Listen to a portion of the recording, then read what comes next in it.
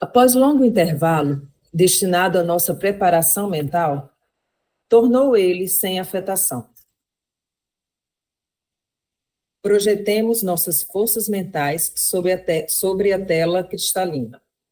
O quadro a formar-se constará de paisagem simbólica, em que águas mansas, personificando a paz, alimentem vigorosa árvore, a representar a vida. Assumirei a responsabilidade da criação do tronco, enquanto os chefes das missões entrelaçarão energias criadoras, fixando o lago tranquilo. E dirigindo-se especialmente a nós outros, os colaboradores mais humildes, acrescentou: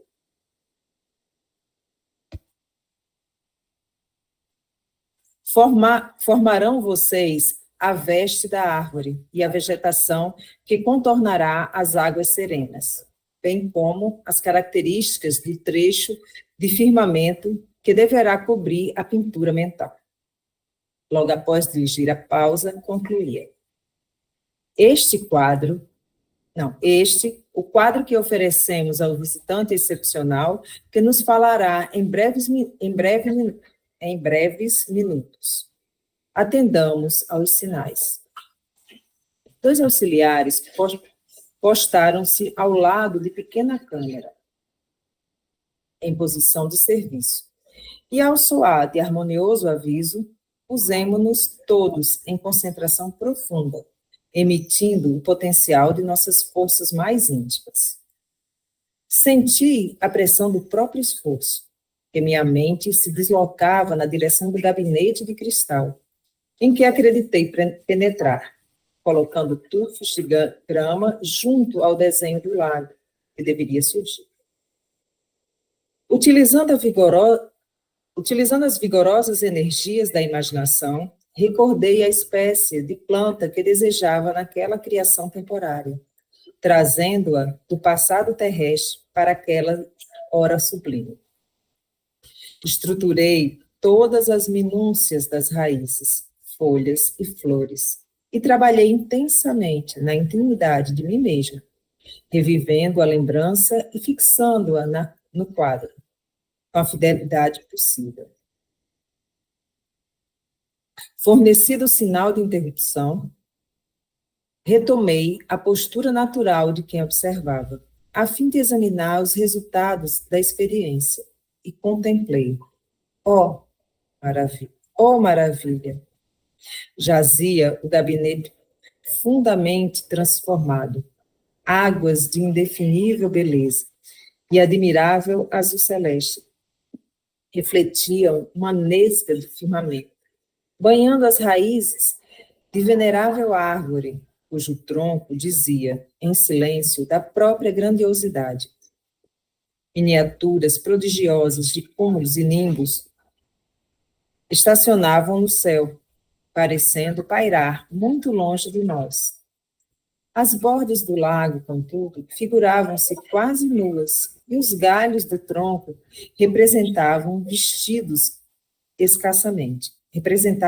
vestidos escassamente. O instrutor célere retomou a palavra e dirigiu-se a nós com firmeza. Meus amigos, a vossa obrigação não foi integralmente cumprida. Atentai para os detalhes incompletos e exteriorizai vosso poder dentro da eficiência necessária. Tendes ainda 15 minutos para terminar a obra. Interessante toda essa aplicação, né, do poder mental, né, do quanto que tem, no livro que as meninas estão lendo na terça-feira à noite, e no primeiro livro, o Dascalos falava muito a respeito desse poder da projeção mental, né, do quanto que você cria, né, através de pensamento. Entendamos, sem maiores explicações, o que desejava ele. Entendemos, sem maiores explicações, o que desejava ele dizer e concentramos-nos de novo para consolidar as minudências de que deveria revestir-se a paisagem. Procurei imprimir mais energia à minha criação mental e, com mais presteza, busquei colocar as flores pequeninas nas margens humildes, recordando minhas funções de jardineiro, no amado lar que havia deixado na terra. Orei, pedi a Jesus me ensinasse a cumprir o dever do que desejava a bênção do seu divino amor naquele santuário. E quando a notificação soou novamente, confesso que chorei. O desenho vivo da gramínea, que minha esposa e os filhinhos tanto haviam estimado, em minha companhia no mundo, adornava as margens, com um verde maravilhoso, e as mimosas flores azuis, semelhando-se a misotis silvestres, surgiram abundante. A árvore cobria-se de folhagem farta e vegetação de singular formosura completava o quadro, que me pareceu digno de primoroso artista da terra. Cornélio sorriu, evidenciando grande satisfação, e determinou que os dois auxiliares conservassem a destra unida ao gabinete. Desde esse momento, como se uma operação magnética desconhecida fosse posta em ação, nossa pintura coletiva começou a dar sinais de vitalidade temporária. Algo de leve e imponderável, semelhante a caricioso sopro da natureza, agitou abundante a árvore respeitável, balouçando-se os arbustos e a minúscula erva, e se refletirem nas águas muito azuis, docemente encrespadas de instante a instante. Desculpa. Minha gramínea estava agora tão viva e tão bela que o pensamento de angustiosa saudade do meu antigo lar ameaçou, de súbito, meu coração ainda frágil. Não eram aquelas as flores miúdas que a esposa colocava diariamente no quarto isolado de estudo? Não eram as mesmas que integravam os delicados ramos que os filhos me ofereciam aos domingos pela manhã? Vigorosas reminiscências absorveram-me o ser, oprimindo-me inesperadamente a alma. E eu perguntava a mim mesmo, por que mistério, o espírito enriquecido de observações e valores novos, respirando em campos mais altos da inteligência, tem necessidade de voltar ao pequenino círculo do coração, como a floresta luxuriante e importante, que não prescinde da singela e reduzida gota d'água para dessedentar-lhe as raízes. Senti o anseio mal disfarçado de arrebatá-los compulsoriamente da crosta, transportando-os para junto de mim, desejoso de reuni-los ao meu lado, em novo ninho, sem separação e sem morte, a fazer-lhes experimentar os júbilos da vida eterna. Minhas lágrimas estavam prestes a cair. Bastou, no entanto, um olhar de Jerônimo para que eu me reajustasse. É emocionante, né, essa parte. Porque eu confesso que eu fiquei emocionada quando ele foi falando todo esse sentimento, deixando brotar tudo isso, né?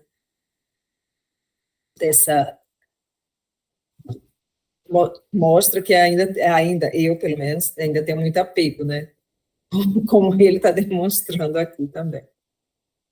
Arremessei para muito longe de mim toda a ideia angustiosa e consegui reaver a posição de cooperador, decidido nas edificações do momento. Cornélio, de pé, ante a paisagem viva, enquanto nos mantínhamos sentados, estendeu os braços na direção do alto e suplicou: Pai da criação infinita, permite, ainda uma vez, por misericórdia, que os teus mensageiros excélsios sejam portadores da tua inspiração celeste para essa casa consagrada aos júbilos de tua bênção. Senhor, fonte de toda sabedoria, dissipa as sombras que ainda persistem em nossos corações, impedindo-nos a gloriosa visão do porvir que nos reservaste. Faz vibrar entre nós o pensamento augusto e soberano, da confiança sem mescla, e deixa-nos perceber a corrente benéfica de tua bondade infinita, que nos leva a mente mal desperta, e ainda eiva de escuras recordações do mundo carnal. Auxilia-nos a receber dignamente teus devotados emissários. Focalizando a mente em nosso trabalho, o instrutor prosseguiu noutra inflexão de voz. Sobretudo, ó Pai, abençoa os teus filhos que partem a caminho dos círculos,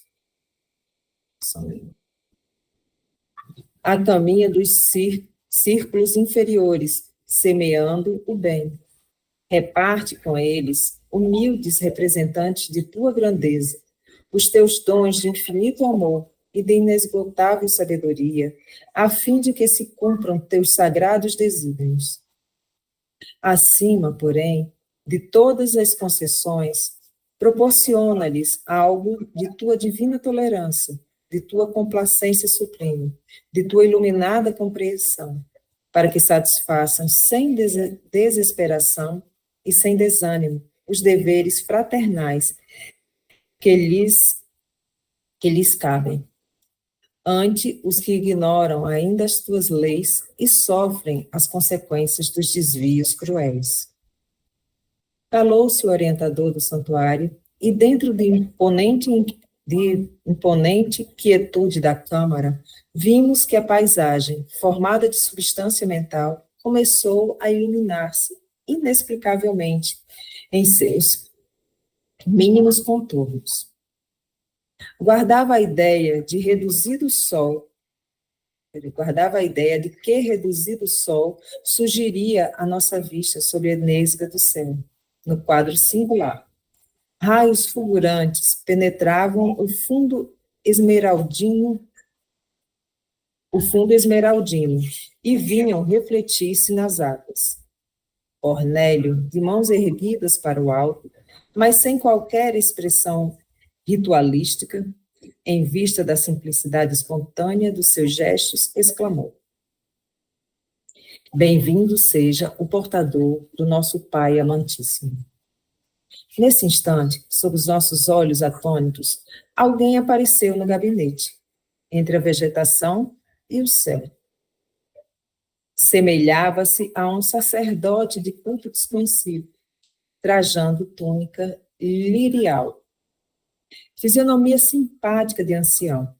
Apresentava-se nimbado, de luz indescritível, e seu olhar nos mantínhamos extasiados e presos, num misto de veneração e encantamento, sem que nos fosse possível qualquer fuga mental de sua presença sublime. Via-se apenas o busto cheio, parecendo-me que os seus membros inferiores se ocultavam naturalmente nas folhagens abundantes. Seus braços e mãos, todavia, revelavam-se com todas as minudências anatômicas, porque com a destra nos abençoava num gesto amplo, mantendo na outra mão pequeno rolo de pergaminho brilhante, deixando-nos perceber dourado cordão atado à cinta. Visivelmente sensibilizado, o diretor da casa saudou nominalmente. Venerável Peraí, que esse nome aqui é bem esquisitinho. Asclépios. Venerável Asclépios, se conosco. O emissário, em voz clara e sedutora, desejou-nos a paz do Cristo, e em seguida dirigiu-nos a palavra em tom inexprimível da linguagem humana. Abstenho-me aqui de qualquer tradução incompleta e imperfeita, entendendo a imperativos de consciência. Ouvimos-lo sob infinita emoção, sem qualquer de nós contivesse as lágrimas, sem que qualquer de nós contivesse as lágrimas.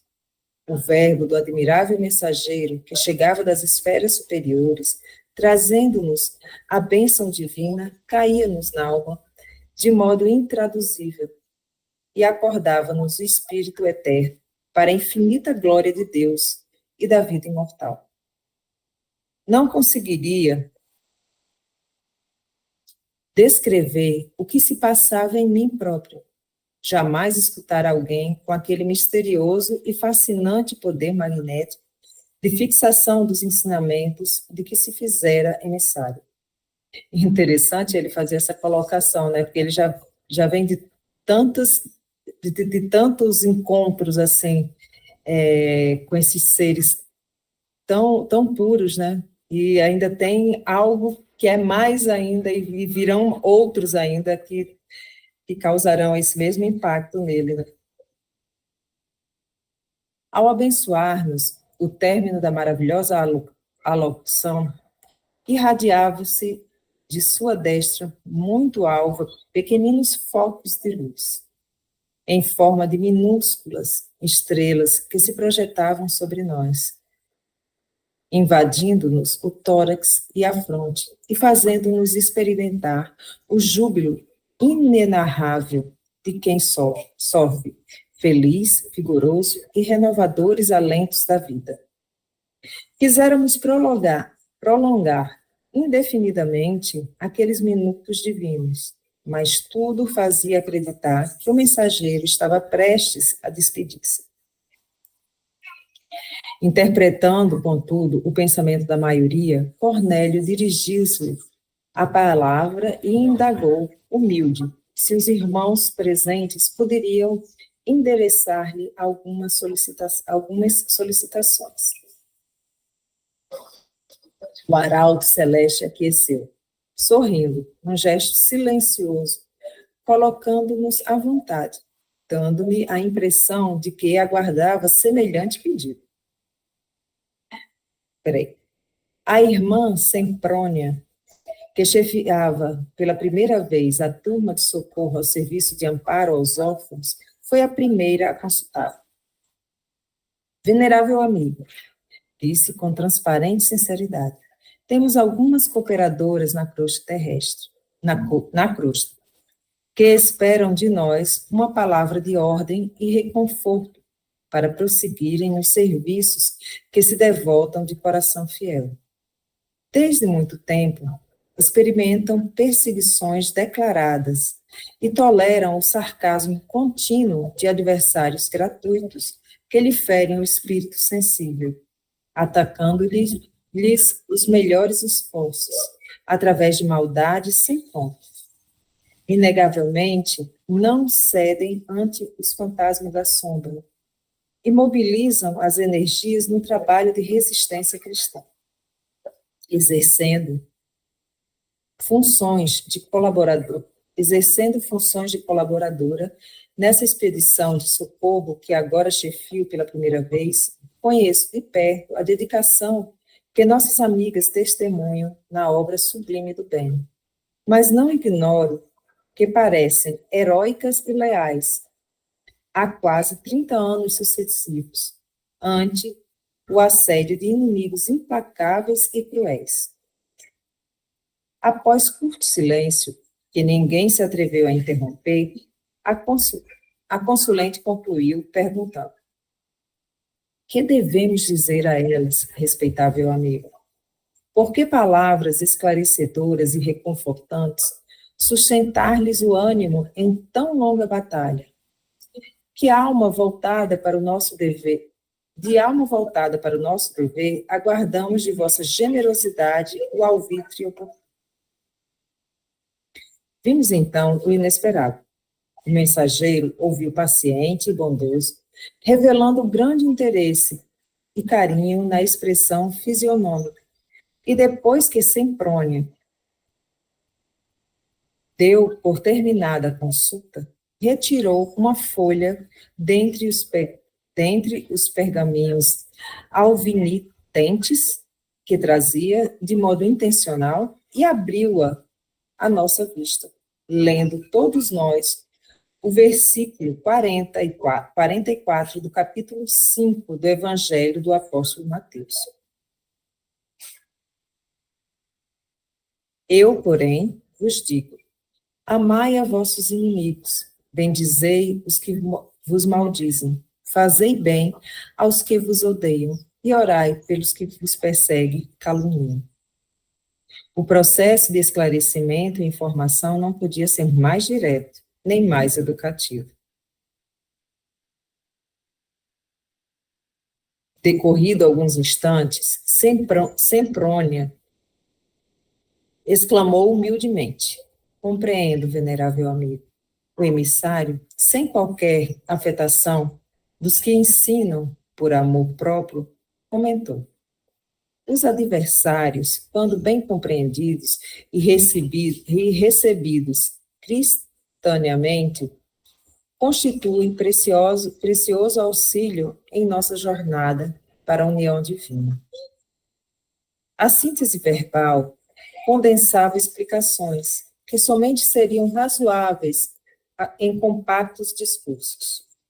Ao meu ver, não obstante a beleza e a edificação do ensino recolhido, o método não recomendava extensões de perguntas de nosso lado, mas o irmão Raimundo, do grupo socorrista, dedicado à assistência aos loucos, tomou a iniciativa e interrogou: tolerante amigo, que faz ante as dificuldades que me defrontam nos serviços marginais da tarefa? Peraí, eu vou ler de novo. Tolerante amigo, que fazer? É isso que eu errei. Que fazer ante as dificuldades que me defrontam nos serviços marginais da tarefa? Interessando a órbita de nossos deveres junto dos desequilibrados mentais da crosta terrestre, venho assistindo certo agrupamento de irmãos encarnados que não estão interpretando as obrigações evangélicas como deviam. Em verdade, convocam-nos à colaboração espiritual, pronunciando belas palavras, mas no terreno prático se distanciam das atitudes verbais da crença consoladora. Estimam as discussões injuriosas, fomentam o sectarismo, dão grande apreço ao individualismo inferior, que desconsidera o esforço alheio, por mais nobilitante que seja. Quase sempre entregam-se às rixas infindáveis e gastam o tempo estudando meios de fazer valer as limitações que lhes são próprias. Por mais que lhe ensinemos a humildade, recorrendo não a nós, mas o exemplo do Cristo, mas se arvoram em críticos impiedosos, não apenas uns dos outros, e sim de detentores, de setores e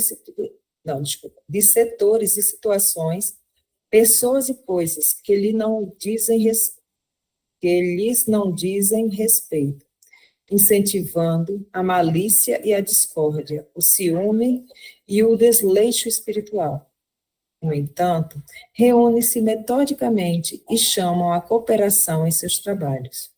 Que fazer, todavia, respeitável orientador, para que maiores perturbações não se estabeleçam?